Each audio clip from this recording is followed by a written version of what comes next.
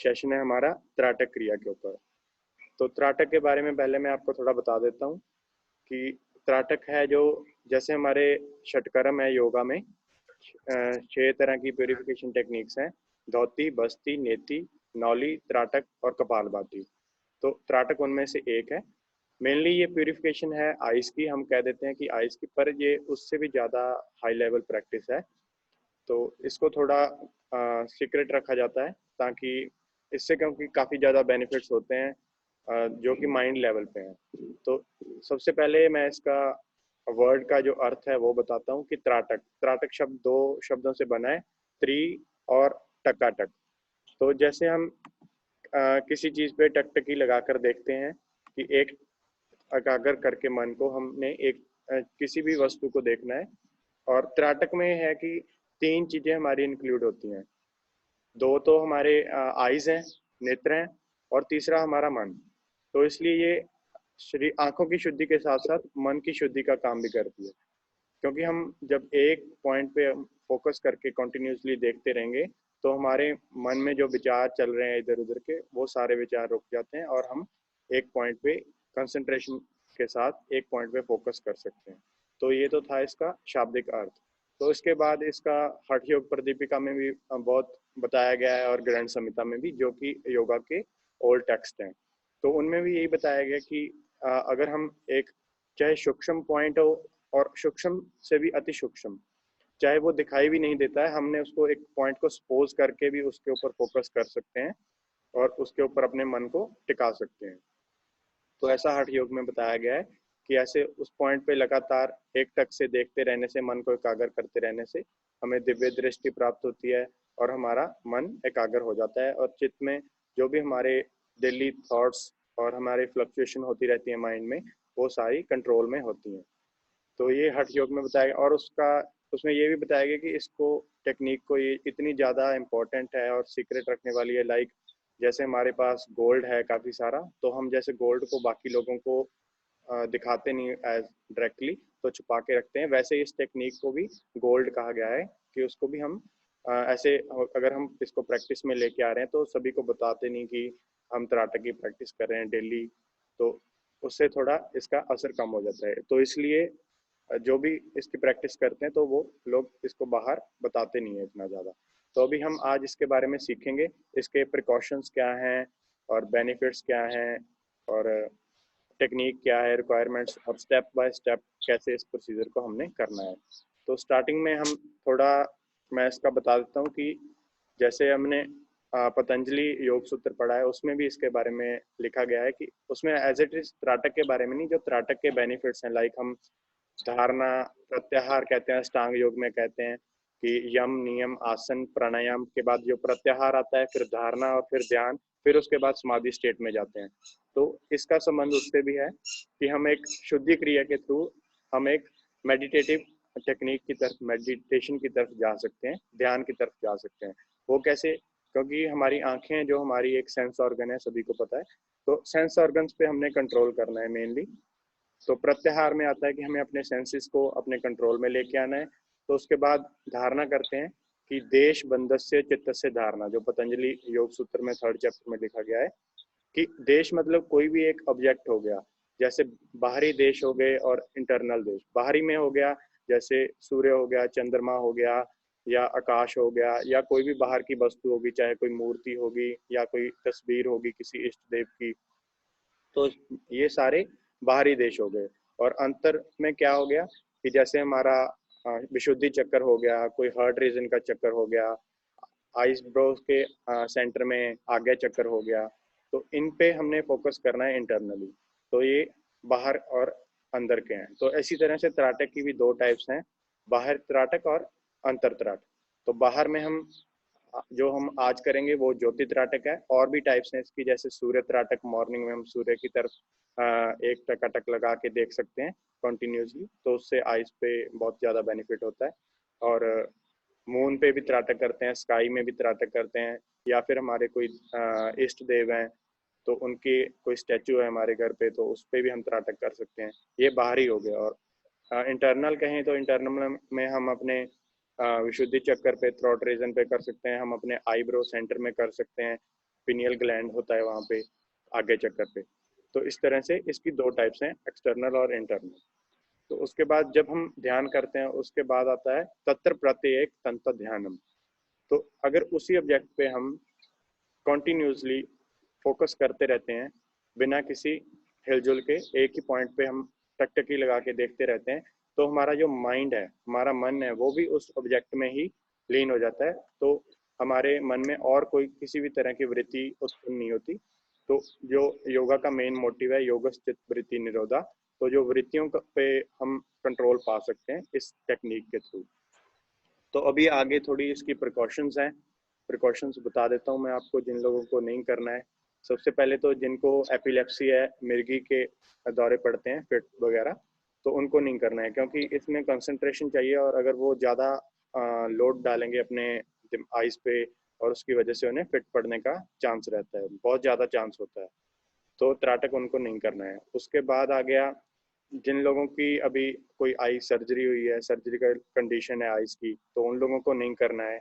और ग्लूकोमा है, जिनका आइज में फ्लूइड होता है, एक्यूस वो काफ़ी ज़्यादा बनता है, उसका प्रेशर होता है, तो उसकी वजह से उनको नहीं करना है जिनको ग्लूकोमा है। और अगर किसी को हेडेक रहता है, माइग्रेन टाइप होता है जो, तो उन लोगों को नहीं करना, क्योंकि इससे जब हम एक पॉइंट पे फोकस करेंगे कॉन्टिन्यूसली तो हेडेक होने का चांस होता है। तो इसलिए माइग्रेन वालों को थोड़ा इससे ट्रिगर मिल सकता है, तो उनको नहीं करना है। और जिनको कोई साइकोलॉजिकल प्रॉब्लम है, लाइक उनको स्किज़ोफ्रेनिया कहते हैं, जिसमें उनको हेलुसिनेशन होती रहती है, कुछ और सुनाई देती रहती हैं आवाज़ें कानों में, तो उन लोगों को नहीं करना, क्योंकि उनका त्राटक में हमारा मेन मोटिव क्या है, हमने एक पॉइंट पे फोकस करके रखना है। तो जब उनको और आवाज़ें सुनाई देती रहेंगी, कोई उनको और डिसऑर्डर है साइकोलॉजिकल, तो वो एक जगह पे फोकस नहीं कर पाएंगे, तो उसका उनको कोई बेनिफिट नहीं मिलेगा। तो इसलिए साइकोलॉजिकल डिसऑर्डर वाले जो भी लोग हैं उनको नहीं करना है। और कई लोग ऐसे होते हैं जिनको नेगेटिव थॉट्स ही रहते हैं सारा दिन माइंड में, तो उन लोगों को भी नहीं करना है, क्योंकि ये पॉजिटिविटी का एक क्रिया है कि हमने बॉडी में जो भी हम सोचते हैं कि वो असल में हो जाता है। तो इसलिए हमने नेगेटिविटी को नहीं, पहले अपनी नेगेटिविटी के ऊपर कंट्रोल करना है बाकी योगिक टेक्निक से, फिर इस टेक्निक की हम प्रैक्टिस कर सकते हैं।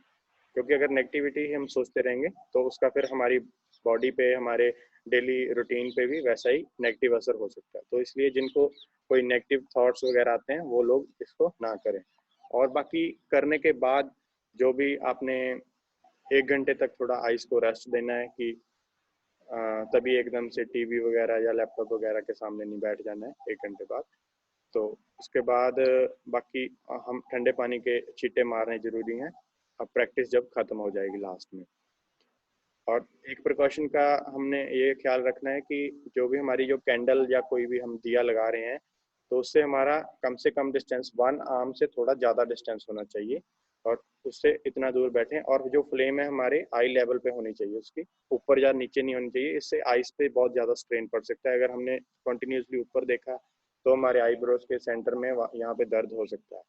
तो इसलिए फ्लेम का एक आई लेवल पे होना बहुत ज़्यादा ज़रूरी है। ये तो होगी प्रिकॉशंस मेनली। और कई लोग सोचते हैं कि अगर इससे जो बेनिफिट्स मिलते हैं काफ़ी ज़्यादा मिलते हैं, तो हम दिन में इसको 2-3 बार कर लें और बेनिफिट्स जल्दी ले लें। तो ऐसा नहीं है। तो इसको डेली एक बार ही कर सकते हैं, क्योंकि आइस में हम इतना ज़्यादा स्ट्रेन नहीं डाल सकते, क्योंकि हम डेली लाइफ में भी अब हमारा आइस का फंक्शन इतना ज़्यादा होता है। तो उससे ऊपर ये हम 30 मिनट्स की प्रैक्टिस करेंगे, उसमें ज़्यादा आइस की सारी प्रैक्टिस है, तो आइस पे बहुत ज़्यादा स्ट्रेन पड़ता है। तो इसलिए इसको एक बार में ही करना है। और बेटर टाइम है इसका, सबसे बेस्ट टाइम है जो मॉर्निंग का है। और अगर किसी को मॉर्निंग में नहीं टाइम लगता तो वो इवनिंग में कर सकते हैं। पर कंडीशन ये है कि अगर इंसोम्निया के पेशेंट हैं, जिनको रात को नींद नहीं आती, तो उनके लिए ये बहुत बेनिफिट है अगर वो मॉर्निंग में करते हैं। और वही लोग अगर रात को सोने से पहले इसको करते हैं तो वो इनके लिए एक डिसएडवांटेज हो जाएगा, उससे उनका इंसोम्निया का और बढ़ जाएगा। तो ये सारे हो गए इसके प्रिकॉशंस और लिमिटेशंस हो गए। अब इसके थोड़े बेनिफिट भी होने चाहिए, तभी हम लोग करेंगे। अगर बेनिफिट नहीं होंगे तो ह्यूमन माइंड है कि हम सोचते हैं कि इसको क्या ही करना। तो बेनिफिट में सबसे पहले तो अगर आइस की प्रैक्टिस है तो आइस के ऊपर बेनिफिट है, हमारे आई साइट है वो इंक्रीज होती है, अच्छी होती है। और इसमें क्योंकि आइस की काफ़ी सारी और प्रैक्टिसेस भी हैं, तो आइस की जो मसल्स होती हैं अराउंड आइस के अराउंड 6 टाइप की मसल होती हैं, तो सभी मसल्स इन्वॉल्व होती हैं इसमें, तो उनकी स्ट्रेंथनिंग होती है आइज मसल की। और इंसोम्निया का आपको बता दिया, अगर वो मॉर्निंग में करते हैं तो उनके लिए बहुत बेनिफिशियल है। और बाकी और अगर जैसे स्टूडेंट्स के लिए बहुत बेनिफिशियल है, जैसे स्टूडेंट्स को पढ़ाई में मन नहीं लगता, कंसंट्रेशन नहीं बनती, तो उनके लिए, क्योंकि हमने एक पॉइंट पे फोकस करना है कंटिन्यूसली, तो इससे कंसंट्रेशन पावर है वो इंक्रीज होती है, और इंटेलिजेंस पावर है वो भी इंक्रीज होती है, लॉजिकल थिंकिंग है, वो सारी चीज़ें इंक्रीज होती हैं। और अगर अंडरस्टैंडिंग पावर की बात करें, वो हो गया। और हम इस पे माइंड पे हम कंट्रोल कर रहे हैं कि जो भी बाहर से हमारे थॉट्स वगैरह आते हैं उस पर कंट्रोल हो जाएगा, तो एक इमोशनल स्टेबिलिटी भी आ जाएगी, जो कि बहुत ज़रूरी है। क्योंकि स्टूडेंट एज में ऐसा होता है कि हार्मोनल चेंजेस होते हैं, तो इमोशंस में थोड़ा डिसबैलेंस रहता है, तो उस पर कंट्रोल करने के लिए भी बहुत ज़रूरी है। तो उससे भी हमें कंसंट्रेशन इंक्रीज होती है स्टूडेंट्स की। तो ये बेनिफिट्स हो गए। और इससे इंट्यूशन पावर होती है, जो हमें लगता है कि ये चीज़ हो जाएगी, तो वैसा हमें फील होने लग जाता है जब इसकी हम कंटिन्यूस प्रैक्टिस करते हैं डेली। अभी इसके थोड़े मैं रिक्वायरमेंट्स बता देता हूँ, वो आप लिख लीजिए चाहे क्या क्या रिक्वायरमेंट्स हैं हमें। एक तो हमें दिया चाहिए देसी घी का, और उसके बीच में बत्ती बना के रखनी है ऐसे, वो स्ट्रेट वाली होनी चाहिए ऊपर, ऐसे मतलब लंबे वाली नहीं होनी चाहिए। और देसी घी का वो बहुत अच्छा है। अगर आपके पास नहीं है अवेलेबल, वैसे मोस्ट प्रेफरेबल यही है कि आपने दिया ही यूज़ करना है, उसकी फ्लेम का अलग ही असर है। और अगर नहीं है तो आप कैंडल यूज़ कर सकते हो। और आपको फिर मैस्टिक भी चाहिए, और एक स्टैंड चाहिए, जो भी अब टेबल वगैरह होगा तो उस पर आप जो भी दिया अपना प्लेस करोगे, ताकि उसकी हाइट इतनी ज़्यादा हो कि आपके फ्लेम जो है आई लेवल के ऊपर आए। तो ये बात का ध्यान रखना है। और जिस रूम में आप हो उसमें ज़्यादा बाहर से लाइट नहीं आनी चाहिए, तो लाइट में, क्योंकि फिर आपको फ्लेम का पूरा ज़्यादा असर नहीं मिलेगा, आपको बाहर से लाइट डिस्टर्ब करती रहेगी। तो हो सके तो डार्क रूम हो, और लाइट उसका ऑफ करना है जब हमने प्रैक्टिस स्टार्ट करनी है। और उसके बाद जो हमारी विंडोज़ वगैरह हैं वो भी बंद होनी चाहिए। डायरेक्ट एयर अगर हमारी फ्लेम पे हिट करेगी तो फ्लेम मूव करती रहेगी, उससे एक जगह पे फोकस करने में दिक्कत आएगी। तो ये सारी रिक्वायरमेंट्स होगी। और अभी हमने जो करना है, इसके स्टेप्स मैं बताऊंगा। स्टेप्स बताने के बाद हम इस सेशन को एंड कर देंगे। उसके बाद दोबारा आपने रिज्वाइन करना है, तो ताकि हम जो पूरा प्रोसीजर करेंगे उसके बीच में आपको डिस्टर्बेंस ना हो। तो अभी मैं स्टेप्स बता रहा हूँ। जैसे हम स्टार्टिंग में प्रेयर करते हैं, इसमें स्टार्टिंग में प्रेयर की, उसके बाद हम संकल्प लेते हैं कोई भी एक पॉजिटिव एफर्मेशन, कि हम like I am healthy, I am happy, कोई भी एक शॉर्ट वर्ड हो जो कि आपकी मदर टंग में हो, उसको 7 टाइम्स 3 टाइम्स जितने टाइम आप कर सकते हो उसको माइंड में रिपीट करना है। क्योंकि हमने पहले ही कहा है कि ये पॉजिटिविटी लेके आती है, तो ऐसे हम पॉजिटिव थॉट्स अगर लेके मन में इस प्रैक्टिस को करेंगे तो वो चीज़ें असल लाइफ में भी होने लग जाती हैं। तो उसके बाद, क्योंकि आइस की प्रैक्टिस है, अगर हम डायरेक्टली जैसे आसन करने बैठ जाएं, पहले वार्म अप ना करें, तो कोई ना कोई मसल खिंच जाने का खतरा रहता है। ऐसे ही इसमें भी है, अगर हम डायरेक्टली सीधा फ्लेम पे फोकस करने बैठ जाएं तो आइस में स्ट्रेन, बहुत ज़्यादा पेन वगैरह हो सकता है। इसलिए पहले आइस की मसल्स की प्रैक्टिस करेंगे, वो सारे अलग अलग डायरेक्शन में मूवमेंट होगी, वो मैं आपको उसी टाइम करवाऊंगा। उसके बाद फिर आती है ज्योति त्राटक की, जो हम कर रहे हैं कैंडल गेजिंग, या फिर हम दिया के ऊपर फ्लेम गेजिंग कर रहे हैं, तो उसकी टेक्निक शुरू होती है। तो उसमें सबसे पहले हमने करना है कि फ्लेम के ऊपर एफर्टलेसली देखना है, कोई ज़्यादा एफर्ट नहीं डाल के देखना कि पूरा हमने आइस पे प्रेशर डाल दिया कि हमने फ्लेम देखनी देखनी है, पर एफर्टलेसली, बट फ्लेम पे आपका ध्यान होना चाहिए, इधर उधर ध्यान नहीं जाना चाहिए, फ्लेम पे कंटिन्यूसली देखते रहना है। तो उसके बाद मैं जो भी इंस्ट्रक्शन दूंगा कि अब इस टाइम आइज़ बंद करनी है, इस टाइम आइज़ ओपन करनी है, तो उन इंस्ट्रक्शन को आपने फॉलो करना है। तो जब भी आपने आइज़ ओपन करनी है, आइज़ ओपन करते डायरेक्ट फ्लेम के ऊपर नहीं देखना, सीधा पहले फ्लोर पे देखना है, बॉटम पे देखना है, फिर धीरे धीरे जो भी आपका टेबल है उसके सेंटर में आना है, फिर उसके टॉप में आना है, फिर फ्लेम, जो आपकी फ्लेम चल रही है अगर कैंडल पे है तो कैंडल के बेस को देखना है, फिर उसके बाद फ्लेम के ऊपर आना है। डायरेक्टली सीधा फ्लेम पे नहीं लेके आना आइस को, तो इससे आपको हेडेक वगैरह हो सकता है। तो जब हम आइज दोबारा ओपन, मतलब क्लोज करेंगे देखने के बाद, उसके बाद हम पामिंग करेंगे। तो पामिंग भी इसमें 3 तरह की है। जैसे फर्स्ट हमने किया एफर्टलेस गेजिंग किया, उसमें हम जैसे पामिंग करते हैं डेली, पामिंग किया और उसके बाद हमने ऐसे डायरेक्टली ऐसे नहीं लगा देना, टच नहीं करना है अपनी पाम को आईलिड से या फिर आईलेसिस से कहीं भी टच नहीं करना है। इसमें क्या करना है, आपने रब करना है, रब करने के बाद कप शेप बनानी है, कप शेप बनाने के बाद फिर रखना है इसके ऊपर, ताकि आपकी जो पाम की आउटर साइड है वो आपकी आई की आउटर जो बोनी स्ट्रक्चर है, ये बोन्स है, यहाँ पे टच हो, डायरेक्टली यहाँ पे टच ना हो। उससे भी आपको अगर टच होता है तो उससे हेडेक होने का डर रहता है। तो इसलिए पामिंग करते हुए ध्यान रखना है। जो भी 3 तरह की पामिंग है, फर्स्ट पामिंग में जैसे हम करेंगे ऐसे करके उसके बाद रख लेना है, फिर जब मैं कहूँगा उस टाइम हाथ को रिमूव करना है। तो सेकंड, इसके बाद सेकंड स्टेप है, पहले तो एफर्टलेस गेजिंग हो गया हमारा फ्लेम के ऊपर। सेकंड स्टेप है जो हमारी कैंडल होती है उसके बीच में जो ब्लैक कॉर्ड होती है, जिसे बिग कहते हैं, वैसे ही हमारे दिए के बीच में है जो हमारी बाती है, उसके ऊपर फोकस करना है, जो ब्लैक कलर की होती है। तो उसके ऊपर फोकस करते रहेंगे, फ्लेम को नहीं फोकस करना है, सिर्फ सेंटर में फोकस करना है।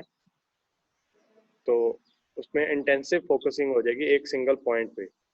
तो वो करने के बाद फिर आपने आईज क्लोज करनी है, फिर आपने पामिंग करनी है। इस बार पामिंग सिंपल नहीं करनी जैसे सिंपल रखा था, इस बार थोड़ा प्रेशर डालना है, टच भी नहीं करना और अलग भी नहीं करना। जैसे इनहेल करते हुए प्रेशर डालना है, एक्सहेल करते हुए हटाना है, दूर भी नहीं हटाना, एक उसके बीच में स्ट्रक्चर बना रहना चाहिए। और हमारा अलग भी नहीं होना चाहिए और साथ में लगने भी नहीं चाहिए पाम्स। तो ऐसे रखना है, प्रेशर डालना है, जैसे वैक्यूम पंप होता है हमारा, वो वैक्यूम की तरह प्रेशर डालना है और फिर हटा लेना है। तो ये सेकंड टाइप की पामिंग होगी। और उसके बाद थर्ड स्टेप है डी फोकसिंग।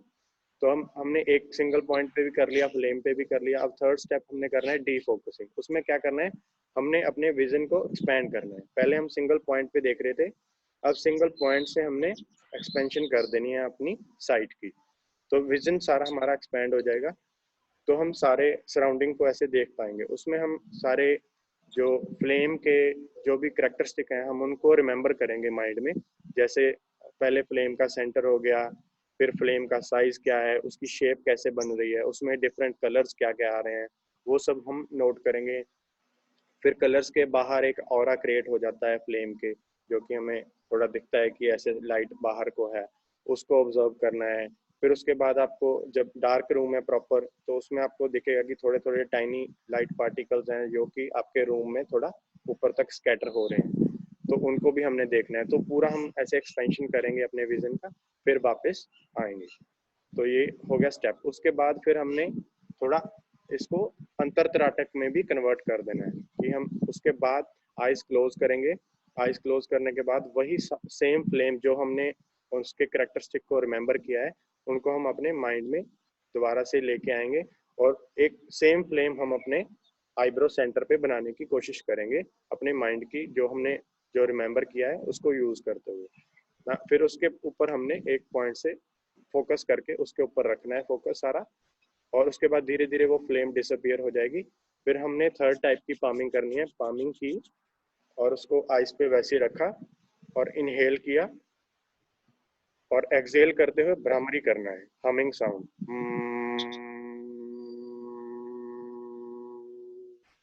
तो ऐसे 3 टाइम भ्रामरी करना है। उसके बाद भ्रामरी करने के बाद हैंड्स को डाउन करने, फिर उसके बाद साइलेंस में रहना है थोड़ा टाइम। फिर क्लोजिंग प्रेयर है, अस्तो माँ सदगमे तमसो माँ ज्योतिर्गमे मृत्युर्मा अमृतंगम। तो ये करके फिर हम सेशन को क्लोज करेंगे।